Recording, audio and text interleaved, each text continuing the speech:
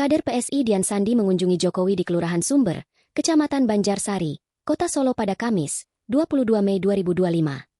Kedatangan Dian Sandi ini setelah ada kabar polisi menyatakan ijazah Presiden ke-7 RI Joko Widodo, Jokowi, asli. Kurang dari 1 jam, Dian Sandi diterima oleh Jokowi. Ditemui awak media, Dian pun mengungkapkan alasan kedatangannya untuk menemui Jokowi. Ia mengaku ingin meminta maaf secara langsung kepada Jokowi karena telah memposting salah satu dokumen penting milik Presiden ke-7 RI tersebut. Saya tadi berangkat dari Jakarta setelah pengumuman dari Bareskrim itu.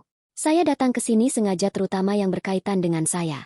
Saya ingin meminta maaf kepada Bapak karena telah memposting ijazah tanpa izin, urai Sandi. Ia pun merasa lega lantaran ex-gubernur DKI Jakarta tersebut memaafkan dirinya. Alhamdulillahnya Bapak tadi tidak apa-apa dan beliau mengatakan bahwa itu ijazah yang dipunyai beliau sesuai dengan yang saya posting. Lanjutnya, beliau memaafkanlah tentu, karena niat saya tidak mempermalukan beliau. Niat saya hanya ingin agar itu terang dan segera selesai agar orang-orang yang memfitnah Bapak ini ya tidak seperti yang kemarin. Kan itu harkat martabat orang kan begitu.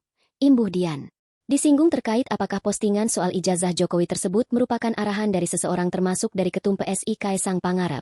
Dian menegaskan apa yang ia lakukan adalah karena spontanitas usai melihat berkembang liarnya isu ijazah palsu Jokowi di media sosial.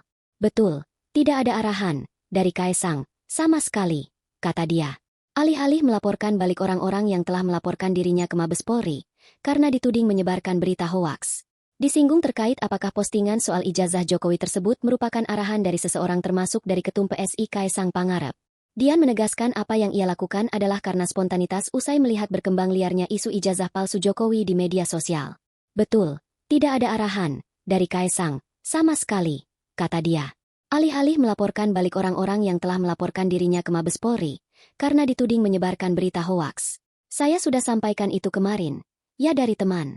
Yang jelas bukan dari UGM, bukan dari Pak Jokowi, bukan dari Mas Kaesang.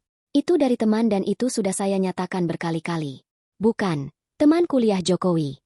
Kebetulan saja itu dapatnya begitu. Karena kan kebetulan ijazah itu juga diposting lama. Jelas dia. Dan dalam pertemuan dengan Jokowi tersebut.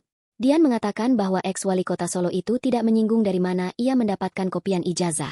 Bapak nggak tanya, karena beliau mungkin tahu karena sudah pernah dipublikasi oleh UGM, pungkasnya.